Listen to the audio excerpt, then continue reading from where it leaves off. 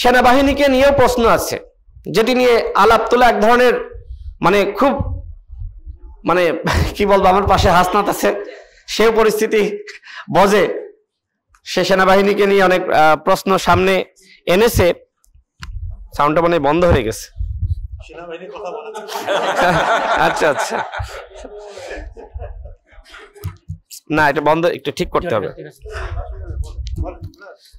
আচ্ছা, যেটি বলছিলাম যে ভাই যেটি বললেন যে সেনাবাহিনীর প্রসঙ্গ আসতেই সাউন্ড বন্ধ হয়ে গেল, অটোমেটিক ভয়। হয়তো আমাদের ভিন্ন বক্তব্য থাকবে, প্রত্যেকটা দলের এজেন্ডা আলাদা, কর্মসূচি আলাদা, কিন্তু আপনি চাইলেও কি এই মুহূর্তে আরেকটি তত্ত্বাবধায়ক সরকার গঠন করতে পারবেন?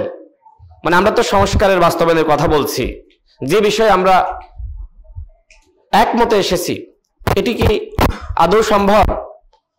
মনে করেন এই সরকারকে বাদ দিয়ে আমরা আরেকটি সরকার, নির্বাচনকালীন নিরপেক্ষ সরকার বা তত্ত্বাবধায়ক সরকার গঠনের উদ্যোগ নিলাম, দলগুলো কি একমতে আসতে পারবে? সেই বাস্তবতা আছে এই মুহূর্তে? নাই। সুতরাং কিছু কিছু সংস্কার আমরা চাইলেও এখন বাস্তবায়ন করতে পারবো না, সেটা আমাদের মেনে নিতে হবে। তবে যেইটা আসলে সম্ভব সেই সংস্কারগুলো অবশ্যই বাস্তবায়ন করতে হবে। সংবিধানের যে বিষয়টা বলি, সংবিধান যদি এই সরকার শপথ নেওয়ার আগে স্থগিত বা বাতিল করত, সেক্ষেত্রে সংবিধান নিয়ে যে প্রশ্ন এখন সামনে আসছে যে গণভোট বা নতুন সংবিধান, এই সংকট আসলে সৃষ্টি হতো না। এখন আপনি এক বছর আগে যেটি পারেননি, এক বছর পরে সেই নতুন সংবিধান বা গণভোটের মাধ্যমে সংবিধান, এটা খুব কঠিন। তারপরেও যদি সম্ভব হয় আমার আপত্তি নাই, কিন্তু এক বছর আগে যেটা আসলে আমাদের মাথায় ছিল না, এক বছর পরে এসে আমরা মোটামুটি সবাই অনেকে বলছি যে গণভোটের মাধ্যমে নতুন সংবিধান এবং সেকেন্ড রিপাবলিক, এটা এই মুহূর্তে খুব কঠিন হয়ে যাচ্ছে। শুরুতে সম্ভবপর ছিল, কিন্তু দীর্ঘ সময় শেষ হয়ে যাওয়ার কারণে এটি এই মুহূর্তে কতটুকু বাস্তবসম্মত সেটি আমাদের সবাইকে ভেবে দেখা দরকার। আরেকটি আলোচনা আসছে যে সংস্কারের আলাপগুলো হয়েছে, জাতীয় নির্বাচন এবং একই সাথে এই জুলাই জাতীয় সনদ বাস্তবায়ন করার জন্য গণভোট একসাথে, সেটি নিয়ে আলোচনা হতে পারে। আজকেও আলোচনা হচ্ছে।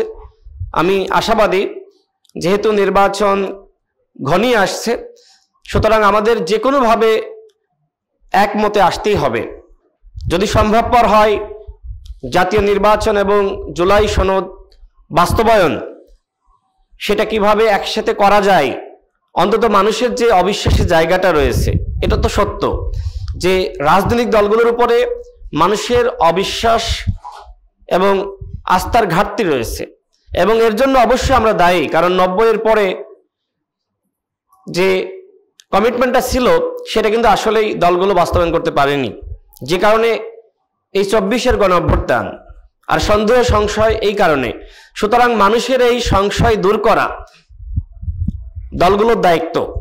আর এই জন্য আমি মনে করি যে অবশ্যই এই জুলাই জাতীয় সনদ কিভাবে বাস্তবায়ন করা যায়, মানুষ যেটি চায় যে এটির একটি আইনি ভিত্তি দেওয়া, সেটিও কিভাবে নিশ্চিত করা যায় সেটি আমাদেরকে ভেবে দেখতে হবে। আরেকটি বিষয় বলি, দেখেন শেখ হাসিনার পতন হয়েছে, আমাদের খুব প্রত্যাশা ছিল শেখ হাসিনার সাথে সাথে ফ্যাসিবাদের পতন ঘটানো, কিন্তু এই সরকার ওই ফ্যাসিবাদের যে সেটআপ পুরোপুরি এখনো পর্যন্ত রেখে দিয়েছে। আমাদের পাশেই সচিবালয়, খোঁজখবর নিয়ে দেখেন, সেই আওয়ামী আমলের যারা সুবিধাভোগী সচিব কর্মকর্তা তারা এখানে বসে আছে, তাদেরকে সংস্কার করা হয়নি। পুলিশের মধ্যে দেখেন ছাত্র জনতার বুকে যারা গুলি চালিয়েছে, কয়জনকে গ্রেপ্তার করা হয়েছে, কয়জনের নামে মামলা দেওয়া হয়েছে, র্যাব, বিজিবি, এমনকি সেনাবাহিনীকে নিয়েও প্রশ্ন আছে, যেটি নিয়ে আলাপ তোলা এক ধরনের খুব কি বলবো, আমার পাশে হাসনাত আছে, সেও পরিস্থিতি বজে সে সেনাবাহিনীকে নিয়ে অনেক প্রশ্ন সামনে এনেছে। সাউন্ডটা বন্ধ হয়ে গেছে। আচ্ছা আচ্ছা, না এটা বন্ধ, একটু ঠিক করতে হবে। আচ্ছা, যেটি বলছিলাম যে মানে ভাই যেটি বললেন যে সেনাবাহিনীর প্রসঙ্গ আসতেই সাউন্ড বন্ধ হয়ে গেল, মানে অটোমেটিক ভয়। তো আসলে এই বাহিনী তো আমাদের বাহিনী, তাই না? সেনাবাহিনীর বেতন দেওয়া হয় আমাদের ভ্যাট এবং ট্যাক্সের টাকায়। আমাদের প্রত্যাশা ছিল একটি প্রতিরক্ষা সংস্কার কমিশন গঠন করা, কিন্তু এই কমিশন গঠনের ব্যাপারে কোনো আলোচনা হয়নি।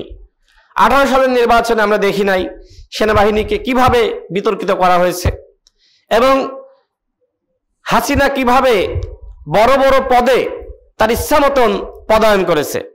সুতরাং শুধুমাত্র পুলিশ বাহিনী সংস্কারের কথা আসবে আর প্রতিরক্ষা সংস্কার কমিশন গঠনের আলাপটা হবে না, এটা তো আসলে কোনোভাবে মানা যায় না।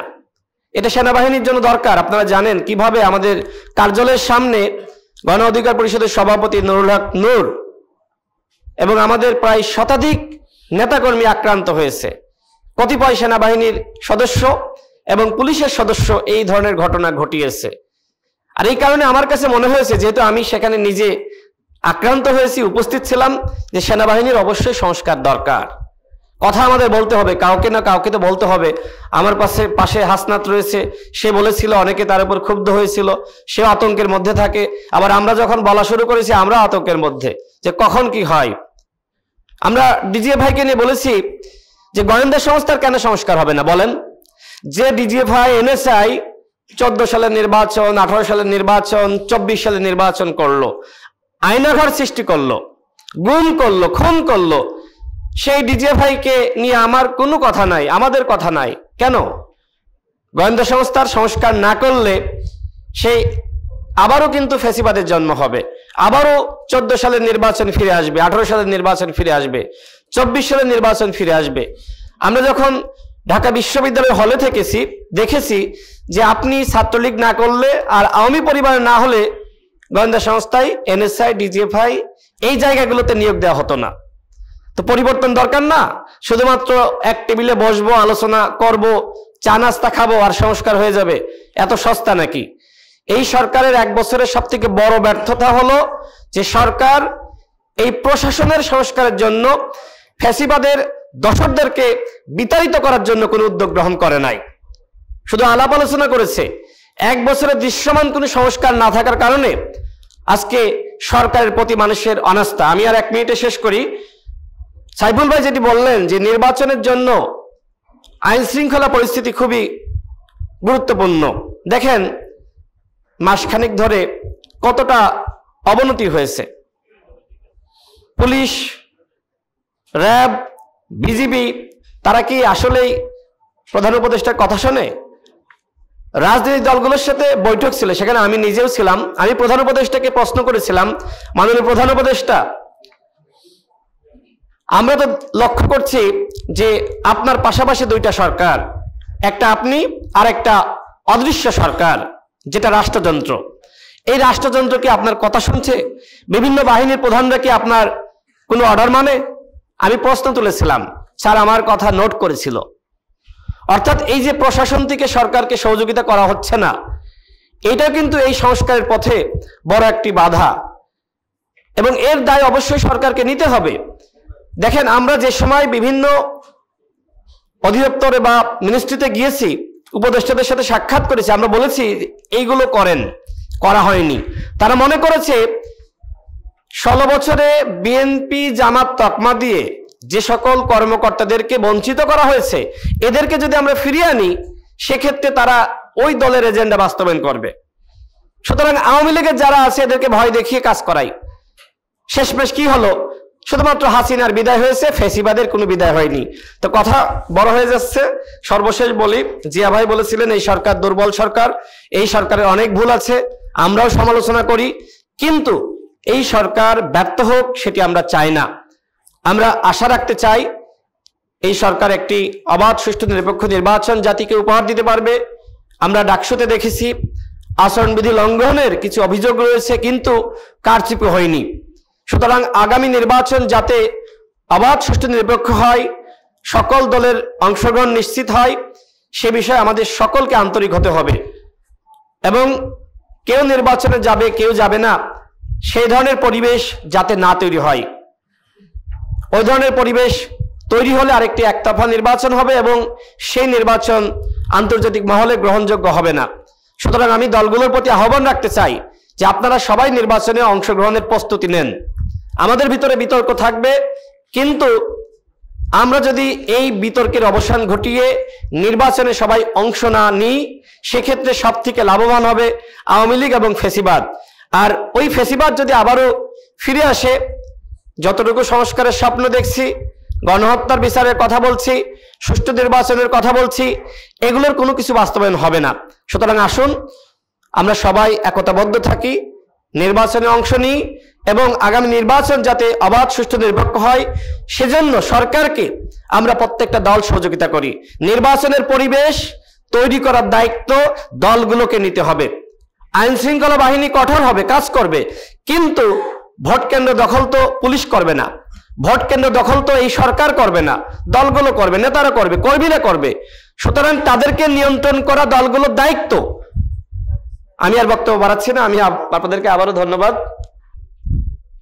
আলোচনার আয়োজন করেছেন। আমরা সংস্কার নিয়ে, বিচার নিয়ে দীর্ঘ সময় আলোচনা করেছি। আজকেও জাতীয় ঐক্যমত কমিশনের পক্ষ থেকে সকল দলকে ডাকা হয়েছে। এতদিন যে আলোচনা হয়েছে, সেই আলোচনা আসলে কিভাবে বাস্তবায়িত হবে, এই মুহূর্তটা আসলে আমাদের জন্য খুব কঠিন।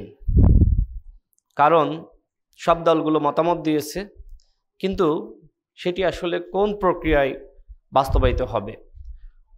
অনেকে দাবি করছে এটি অধ্যাদেশের মাধ্যমে বা নির্বাহী আদেশে অথবা গণভোটের মাধ্যমে। নানান প্রস্তাবনা রয়েছে, যে কারণে রাজনৈতিক দলগুলোর মধ্যে যে ধরনের ঐক্যমত থাকা দরকার ছিল, এই মুহূর্তে আসলে আমাদের একতার যে প্রশ্ন, সেটাই এক ধরনের প্রশ্নবিদ্ধ। আমরা যেভাবে সবাই মিলে আওয়ামী রেজিমের পতন ঘটিয়েছি, শেখ হাসিনাকে বিদায় করেছি, ঠিক একইভাবে একটি নতুন রাষ্ট্র এবং জনগণের যে প্রত্যাশা, সেটির বাস্তবায়ন ঘটানো, সেটি মনে হচ্ছে খুব কঠিন হয়ে যাচ্ছে। এবং সেই কঠিন পরিস্থিতি আমরা কিভাবে পাড়ি দিব, সেটা নিয়ে আমাদের সবাইকে ভাবতে হবে। এই মুহূর্তে আমাদের সবথেকে বড় একটি সংকট যে আমাদের দেশে যারা বুদ্ধিজীবী ছিলেন, যারা নাগরিক সমাজের প্রতিনিধি ছিলেন, তাদের অনেকে সরকারে অন্তর্ভুক্ত, হয় ঐক্যমত কমিশনে অথবা উপদেষ্টা হিসেবে, যে কারণে নাগরিক সমাজের কাছ থেকে মতামত নেওয়া, পরামর্শ গ্রহণ করা, সেটি সরকারের জন্য কঠিন হচ্ছে। আর বাদবাকি যে সকল বুদ্ধিজীবী বা সুশীল সমাজের প্রতিনিধি, তারা আবার ফ্যাসিবাদের এক প্রকার দাস ছিলেন। তো এই মুহূর্তে আমাদের অনেক কঠিন পরিস্থিতি পাড়ি জমাতে হচ্ছে। তো সেই জায়গায় নাগরিক কোয়ালিশন যারা এর সাথে জড়িত, তারা নতুনভাবে আমাদের নাগরিকদের যে আকাঙ্ক্ষা, সেই আকাঙ্ক্ষা পূরণের একটি দায়িত্ব তারা নিজ থেকেই নিয়েছেন। আমরা দলগুলো যদি তাদের পাশে থাকি, আশা করি যে শূন্যতা তৈরি হয়েছে সেটি তারা পূরণ করতে পারবেন। এখন নির্বাচনের বিষয়ে যেটি বলি, দেখেন সংস্কারের একটি গুরুত্বপূর্ণ অংশ হলো নির্বাচন। একটা সময় এই ধরনের পরিস্থিতি সৃষ্টি করা হয়েছিল যে নির্বাচন নিয়ে কথা বলা যাবে না। এখন মোটামুটি আমার কাছে যেটি মনে হচ্ছে যে এই সরকারের কাছে মানুষের আর খুব বেশি আস্থা বা ভরসার জায়গাটা নাই। যেটি জিয়া ভাই বললেন যে সরকার অত্যন্ত দুর্বল সরকার, সেই জায়গায় মানুষ মনে করছে ডক্টর মোহাম্মদ ইউনূসের সরকার, তিনি যদি একটি সুন্দর নির্বাচন জাতিকে উপহার দিতে পারেন, এটি হয়তো এই সরকারের সবথেকে বড় সফলতা। তাহলে কি গণহত্যার বিচার বা সংস্কারের যে আকাঙ্ক্ষা, সেটি কি পূরণ হবে না? দেখেন, সংস্কার কিছু এই সরকারের মেয়াদে করা সম্ভব, আবার এই সরকারের মেয়াদে